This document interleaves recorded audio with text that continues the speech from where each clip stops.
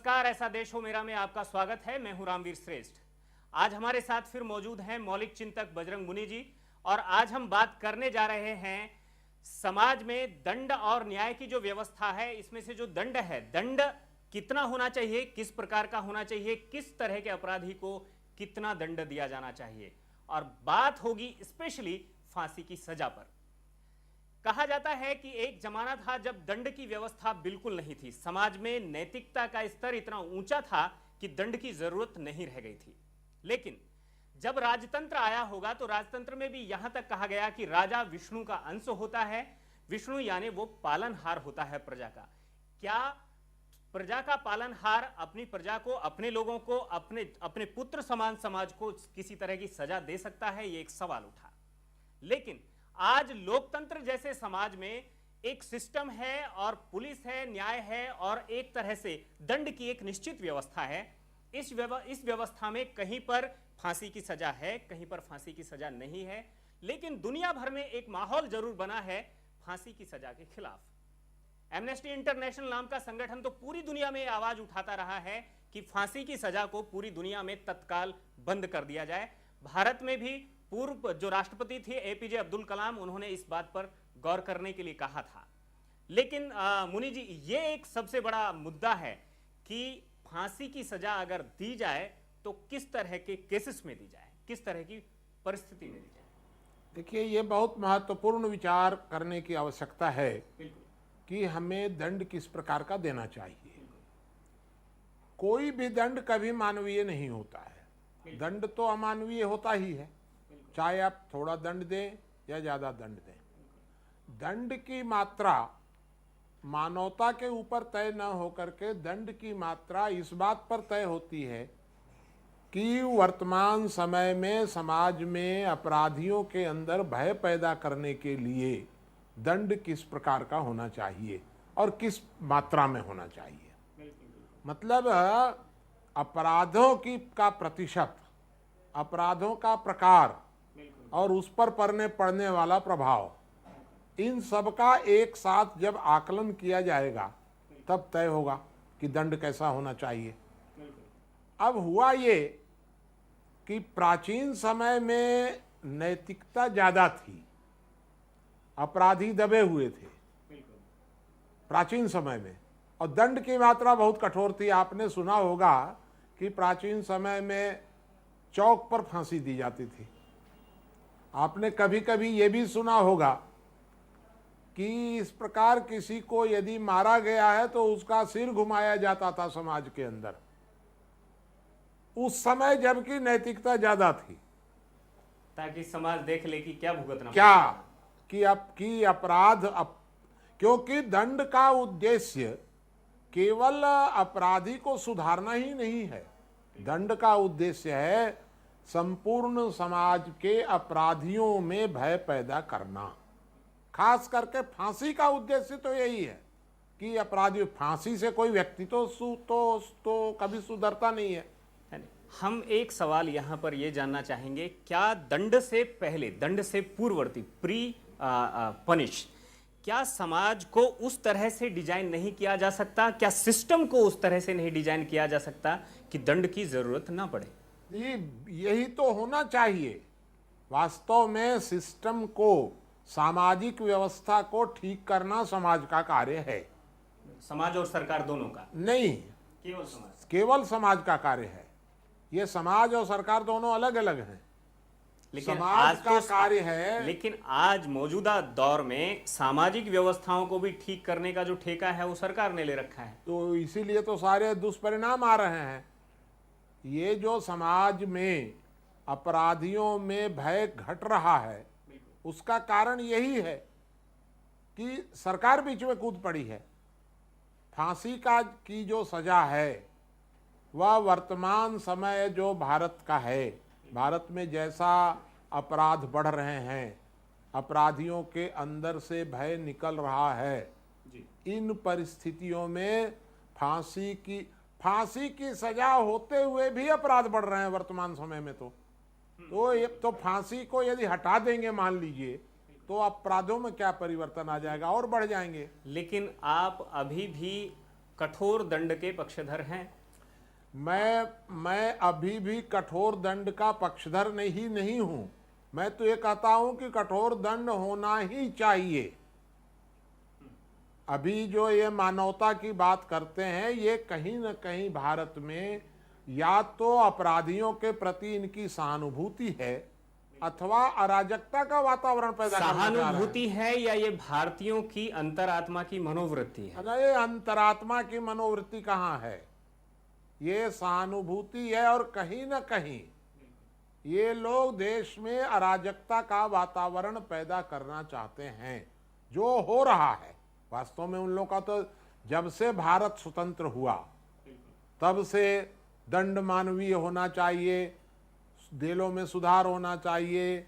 हालांकि आप कहते हैं कि जुआ खेलना, शराब पीना, ड्रग्स लेना ये किसी तरह के अपराध नहीं है। हालांकि आप कहते हैं, सरकार इनको अपराध मानती है। ऐसे में अगर हम सरकार के नजरिए से देखें भी तो इन लोगों को जो दंड देना है वो कारगर है या इनकी काउंसलिंग कारगर है? नहीं, ये जो जुआ खेलना, शराब पीना या ड्रग्स लेना, वैश्यावृत्ति करना, ब्लैक करना, ये सब जो कार्य हैं, ये सारा समाज पर छोड़ दीजिए। समाज इनका सुधार करेगा। देखिए, मेरा ये कहना है कि जिनको सुधारना चाहिए वहां तो आप दंड दे रहे हैं, और जिनको दंड देना चाहिए वहां आप सुधारने की बात कर रहे हैं। लेकिन बलात्कार जो करने वाले लोग हैं, जो डकैती करने वाले लोग हैं, जो मर्डर करने वाले लोग हैं, जो लोग मिलावट करने वाले बड़े बड़े लोग हैं, इस प्रकार के लोगों को कठोर दंड दीजिए। उनका सुधार कुछ नहीं। सुधार तो होगा जुआ खेलने वालों का। तो ये माने आश्चर्यजनक बात है कि जुआ खेलने वाले को जेल में डाल दो, डकैती करने वाले का सुधार होना चाहिए। ये कौन सा तर्क है भाई? बात शायद लीक से हटी हुई हो सकती है। मैं एक सवाल यहां पर फिर पूछना चाहूंगा। जो वेश्यावृत्ति कर रहा है, जो वेश्यालयों में जा रहा है, वहां पर माइनर लड़कियां हैं, वहां पर पुलिस और बाकी सबकी मिली भगत से है, उनकी जो मजबूरी का फायदा कहिए या जो तस्करी करके उन बच्चियों को वहां पर लाया गया है, क्या उनको बलात्कारी ना माना जाए फिर आपकी नजर में? बिल्कुल नहीं। मजबूरी का फायदा उठाना कोई अपराध नहीं है किसी भी प्रकार से। शोषण कोई अपराध नहीं होता है। शोषण एक अनैतिक कार्य है। उसके बारे में समाज सोचेगा। समाज किसी व्यक्ति के मजबूरी का लाभ कोई न उठा सके, इसकी चिंता समाज करेगा। दिल्ली के जीबी रोड पर बरसों से, अरसे से वहां पर ऐसा रेड लाइट एरिया चल रहा है और देश के अंदर लाखों वैश्यालय हैं। वहां पर समाज ने आज तक नहीं सोचा, तो क्या सरकार आंख बंद करके बैठी रहे? तो मेरा यह कहना है कि अगर सरकार आंख खोलेगी तो सरकार से होगा क्या? सरकार बंद करेगी, रेड उस पर रेड डालेगी। हाँ, तो सरकार वहां जब रेड डालेगी तो बलात्कार को कौन रोकेगा? समाज रोकेगा। मेरा प्रश्न ये है कि बलात्कार और वेश्यावृत्ति में से समाज का कार्य क्या है और सरकार का क्या है? ये तो बटा हुआ कार्य है ना। तो सारा काम अगर सरकार लेगी। एक इतना तो आप मानते ही हैं कि अगर वेश्यालय में भी किसी मायूस और मजबूर और तस्करी के द्वारा लाई गई कम उम्र की बच्ची के साथ, वेश्यालय में भी अगर उसके साथ शारीरिक संबंध बनाए गए हैं तो वो बलात्कार है? नहीं है। नहीं। हाँ। समाज वो बलात्कार तो है ही। हाँ। समाज उसको रोकेगा, ये बात अलग है। नहीं, वो बलात्कार नहीं है। सहमत सेक्स कभी भी बलात्कार नहीं होता है। वो सहमति तो थी ही नहीं, वो तो तस्करी करके लाई गई। तस्करी करके यदि बलपूर्वक लाई गई, बलपूर्वक ही लाई गई, तो यदि बलपूर्वक लाई गई तो उसको फांसी दे देना चाहिए। ठीक है, लेकिन समाज उसको रोक नहीं रहा है। मेरा ये कहना है कि उसको सरकार फांसी दे दे। फांसी दे दे किसको? जो बलपूर्वक लाई गई। हाँ। पहला अपराध हुआ बलपूर्वक लाई गई, दूसरा अपराध हुआ उसके साथ। देखिए, दो अपराध हुए। बलपूर्वक लाई गई और उसके साथ अवैध संबंध बनाए गए, तो उसको फांसी दे देना चाहिए। किसको? उस व्यक्ति को। हाँ, जो उसको बलपूर्वक लाया, ठीक है, जिसने उसके ऊपर अत्याचार किया, उसको आप फांसी दीजिए। लेकिन बजरंग मुनि इस चीज को अपराध मानते नहीं है। नहीं, मैं तो 16 आना अपराध, मैं जब फांसी देने की बात कर रहा हूँ, मैं कह रहा हूँ वैश्यावृत्ति अपराध नहीं है। अब वैश्यावृत्ति और बलात्कार का अंतर करिए। वैश्यावृत्ति वाले को आप बिल्कुल दंड मत दीजिए, छूट दे दीजिए। बिल्कुल। लेकिन यदि कोई बलपूर्वक लाया जाता है, बलपूर्वक ला करके वो वैश्यालय में छुपा दी गई, जहां पर आप कहते हैं कि पुलिस को उसमें हस्तक्षेप नहीं करना चाहिए। मैं बिल्कुल नहीं कह रहा हूं। मैं तो ये कह रहा हूं कि वैश्यालय में पुलिस हस्तक्षेप नहीं कर रही है। वो पुलिस तो हस्तक्षेप कर रही है बलपूर्वक लाने में। तो बलपूर्वक लाया गया, उसको पुलिस हस्तक्षेप क्या करे? पूरा हस्तक्षेप करे, एकदम 16 आना। बिल्कुल। इन दोनों को अंतर करिए।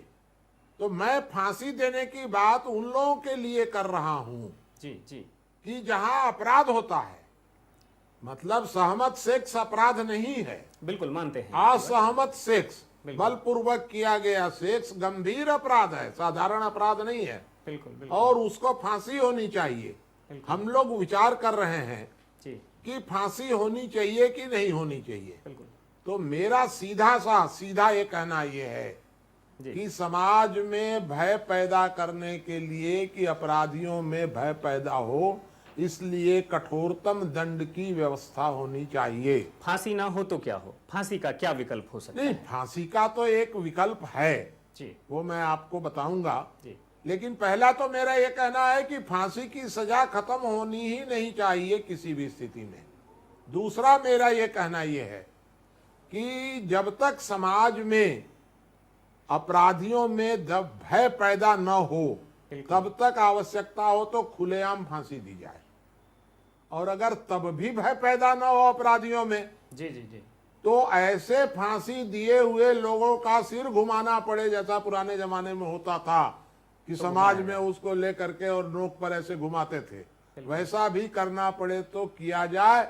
लेकिन अपराधियों के मन में समाज और सरकार के प्रति भय होना ही चाहिए।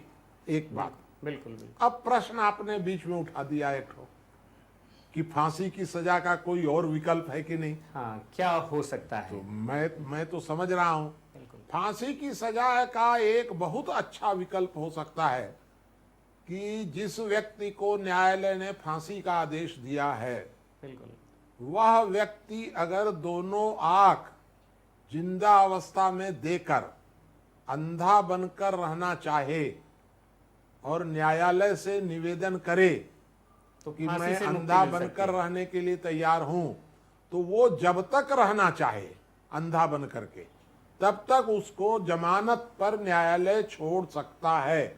वो उसका अधिकार नहीं होगा उस व्यक्ति का, न्यायालय उसको अधिकार होगा कि न्यायालय उसको छोड़ सकता है।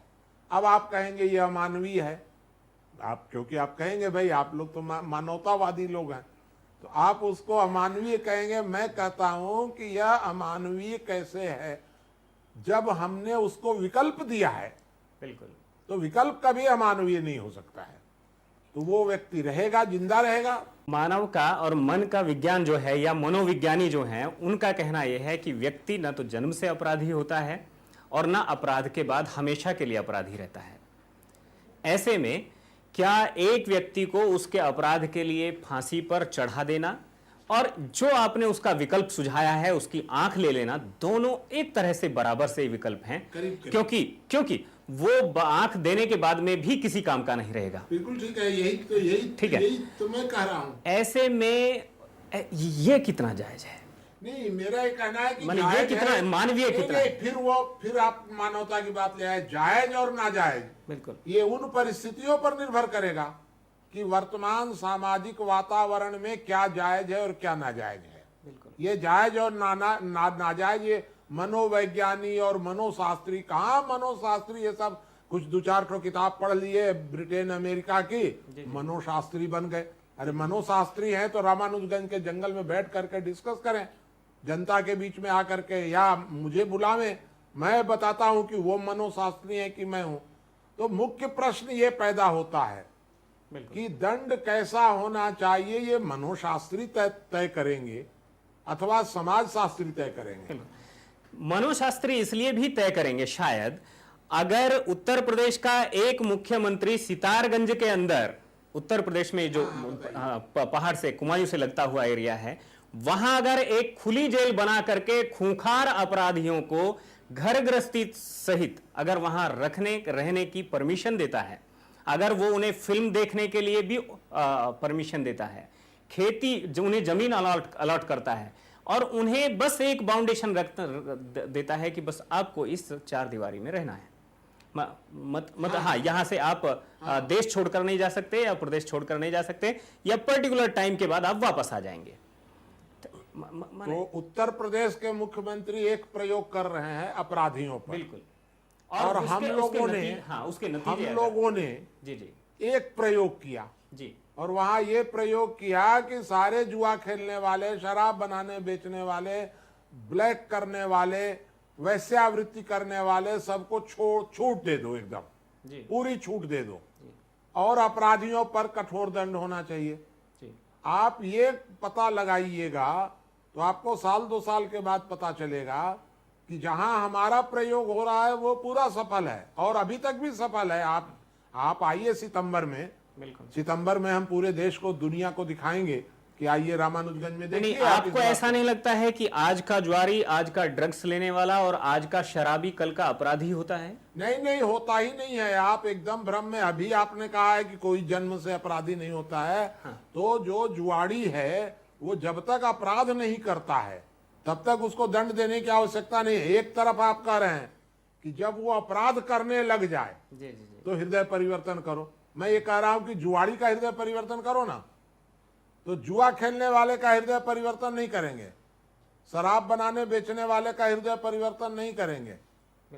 हृदय परिवर्तन कब करेंगे? जब वो क्राइम करने लग जाएगा, तब उसके लिए ये यूपी के मुख्यमंत्री खुली जेल बनवा रहे। अरे मेरा ये कहना है कि शराबियों का हृदय परिवर्तन करने में क्या दिक्कत है? इस देश के महापुरुषों ने अगर अंगुली माल जैसे लोगों का हृदय परिवर्तन करने का भी अगर बीड़ा उठाया तो ये सामान्य जो मतलब जो आज का अपराध है उसको आपको पता होना चाहिए कि जब समाज में प्राचीन समय में पुरुष प्रधान व्यवस्था थी बहुत लंबे समय तक, बिल्कुल, और जब पुरुष नहीं निपटा पाया, अपराधियों को मार नहीं पाया, तो देवी दुर्गा आई मारने के लिए, महिला को आना पड़ा।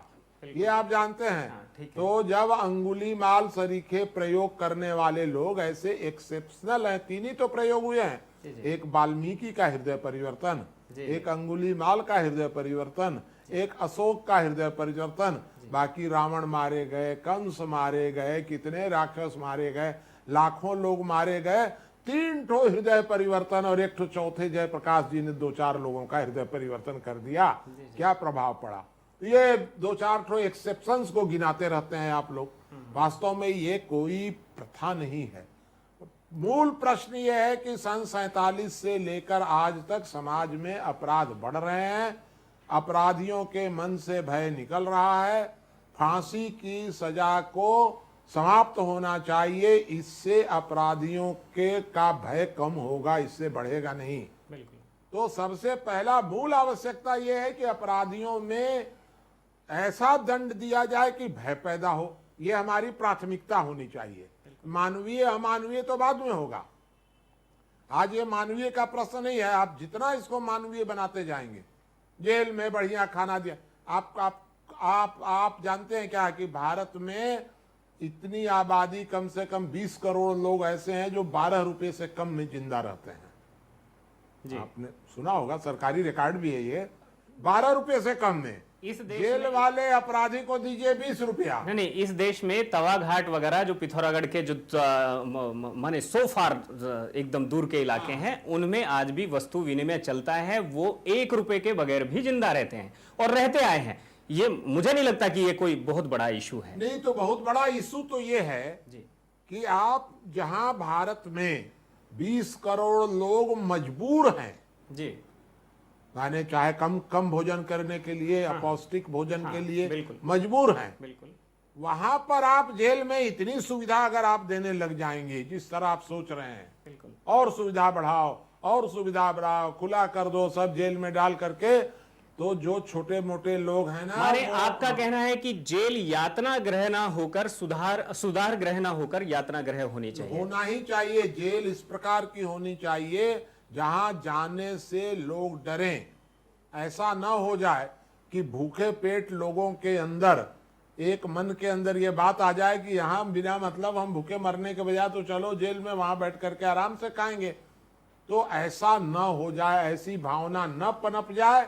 लेकिन हमने ये सुना है कि एक तोते को पिंजरे में बंद करके उसको बहुत अच्छा खाना देने के बाद भी उसको अच्छा नहीं लगता। हाँ, ये बात तो सही है। तो एक जो आदमी आजाद था या उसको खाना पीना कुछ नहीं मिल रहा था, अगर उसको आप जेल में बैठाकर अच्छा भी देंगे और एक दरवाजे के अंदर बंद रखेंगे तो उसको कितना अच्छा लगेगा। अब उसको अच्छा लगेगा कि नहीं लगेगा वो तो वो सोचेगा। मूल प्रश्न यह है कि क्या यह उचित होगा कि अपराधी जो जेल में बंद है उसको उन लोगों से बहुत ज्यादा सुविधाएं दी जाएं जिनकी सुविधाएं आप खुले लोगों को नहीं दे पा रहे हैं। उसके मानवाधिकारों की तो रक्षा करनी पड़ेगी, कहीं वो मर ना जाए कम खाना खाने से या बाकी गंदा पानी पीने से। तो मैं कहाँ कह रहा हूँ कि कम खाना खाने से अगर बाहर में नहीं मर रहा है तो वहीं काहे को मर जाएगा। मैं कहाँ कह रहा हूँ गंदा पानी मिलना चाहिए। अगर अपराधी तो बड़े बड़े नेता भी आजकल जेल में गए थे तो वो गंदा खाना तो बाहर नहीं खाते थे। अगर उनकी केयर माना की जाए तो वो तो वास्तव में उनकी हालत खराब हो जाएगी। नहीं तो अगर उनकी हालत खराब हो जाएगी तो ऐसा काम ही क्यों करते हैं कि जेल में जाएं? क्योंकि जेल में गए हैं तो इसका मतलब उन्होंने गड़बड़ किया है। कम से कम जेल में इतना तो अवश्य होना चाहिए कि बाहर के लोगों को जेल के अंदर जाने की इच्छा पैदा न होने लग जाए। इतना डिफरेंस नहीं होना चाहिए बाहर और अंदर में।